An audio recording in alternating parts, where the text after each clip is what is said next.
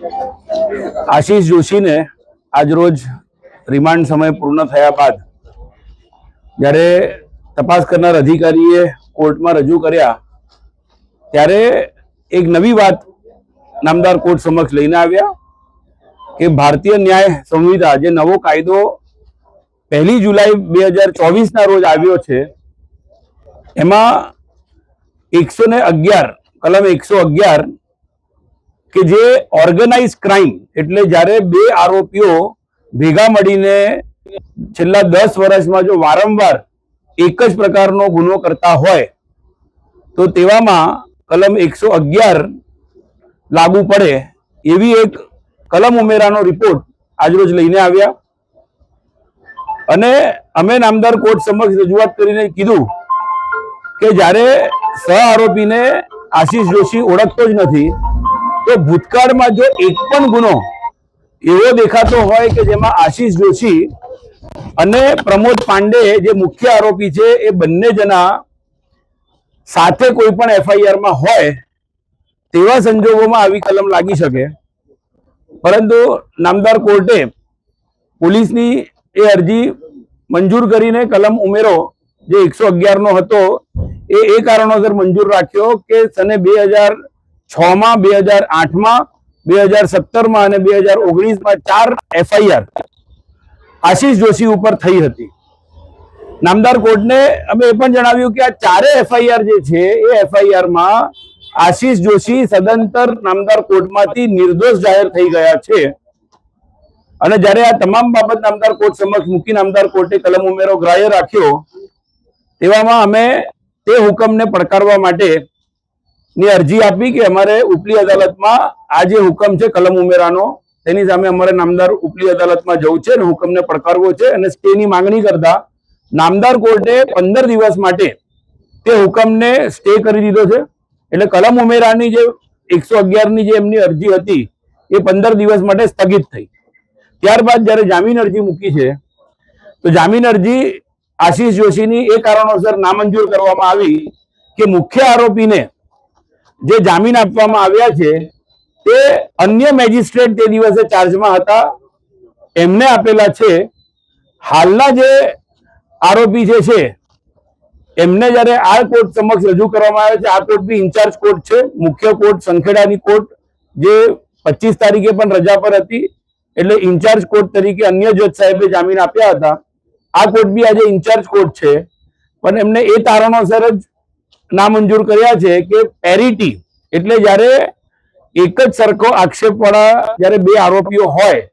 તો એને પેરિટીનો લાભ મળતો હોય છે પરંતુ પેરિટીનો લાભ એ કારણસર નકાર્યો નામદાર મેજિસ્ટ્રેટ સાહેબે આજે કે અન્ય જજે મુખ્ય આરોપીને જામીન પર આપેલા હોય એ જ કોર્ટ જામીન આપી શકે આ કોર્ટ જામીન ન આપી શકે કંઈક આવા કારણોસર નામદાર કોર્ટે જામીન નામંજૂર કર્યા છે ઘણી દુઃખદ બાબત છે પરંતુ સત્ય જે છે એ એક યા બીજા સર સામે આવશે આશીષ જોશીને કેન પ્રકારે હેરાન કરવાનું જે ચાલુ થયું છે એમાં કદાચ મેજિસ્ટ્રેટ સાહેબ નહીં પણ ઉપલી અદાલતોમાંથી તો ચોક્કસ રાહત મળશે એમની અમને ખાતરી છે સામે બચાવ પક્ષે આરોપી પક્ષે અમે એક અરજી આપી છે આજે કે 23/4 24/4 અને 25/4 એટલે જ્યારે પ્રમોદ પાંડેની ધરપકડ થઈ તે દિવસે જે સીસીટીવી ફૂટેજો સંખેડા પોલીસ સ્ટેશનના છે એ સંખેડા પોલીસ સ્ટેશનના તે 3 દિવસના સીસીટીવી ફૂટેજ અને આ છેલ્લા 3 દિવસના સીસીટીવીના ફૂટેજ એને સંગ્રહ કરવામાં આવે એની એક કોપી નામદાર મેજિસ્ટ્રેટ સમક્ષ રજૂ કરવામાં આવે કારણ કે અમને ચોક્કસ ખાતરી છે કે જો આ સીસીટીવી ફૂટેજો જોવામાં આવશે તો સતત 2 દિવસ કોઈ પણ પ્રકારની પૂછપરછ કર્યા વગર લોકઅપમાં ગોંધી રાખવામાં આવેલા છે આશીષ જોશીને અને રિમાન્ડ માંગવામાં આવેલા 3 દિવસના નામદાર કોર્ટે ખાલી એક જ દિવસના જ્યારે રિમાન્ડ મંજૂર કર્યા તો ખરેખર રિમાન્ડ પીરિયડમાં આરોપીની સઘન પૂછપરછ કરીને તપાસ થવી જોઈએ એ તપાસ કરવાની જગ્યાએ ગઈકાલથી લઈને આજે સવાર સુધી સતત લોકઅપમાં પૂરી રાખવામાં આવેલા હતા એ જ પ્રસ્થાપિત કરે છે કે આશીષ જોશી કે જે હરણી બોટકાંડના પીડિતો માટે સતત લડાઈ આપી રહ્યા છે ફક્ત ને ફક્ત એ જ કારણોસર આજે જ્યારે એ શાસક પક્ષ સામે જજુમી રહ્યા છે, કોંગ્રેસમાં જોડાઈ ગયા અને કોંગ્રેસમાંથી જનાદેશ જે થયો એ જનાદેશથી જ્યારે જીતી ગયા છે, તો શાસક પક્ષ જે હરાવવામાં પડ્યું હતું એ કદાચ લોકોની વચ્ચે જઈને તો આશીષ જોશીને હરાવી ન શક્યા, પરંતુ હવે કાયદાકીય રીતે આશીષ જોશી ઉપર એક સદંતર ખોટો કેસ કરીને જ્યારે આશીષ જોશીને ફસાવેલો છે, ત્યારે આવનાર દિવસોમાં ચોક્કસથી તપાસ કરનાર અધિકારી સંખેડા પોલીસ એ તમામને જવાબ આપવો પડશે કે કઈ રીતે તમે એક નિર્દોષ વ્યક્તિ સામે ખોટા કેસ કર્યા, ખોટી કલમો લગાડી છે. આવનાર દિવસોમાં નામદાર હાઈકોર્ટમાં તમામ બાબતે અમે રીટ દાખલ કરેલી જ છે. આવનાર દિવસોમાં અમે ચોક્કસથી નામદાર હાઈકોર્ટનું ધ્યાન દોરીને જે કોઈ ષડયંત્રકારો છે એની સામે પગલાં લેવાય એવી રજૂઆતો કરીશ. આજરોજ સંખેડા પોલીસ સ્ટેશનનો ગુનો પ્રોહીનો નોંધાયેલો, જેમાં આરોપી આશીષ જોશીને નામદાર કોર્ટ સમક્ષ રજૂ કરેલા. અગાઉ આરોપી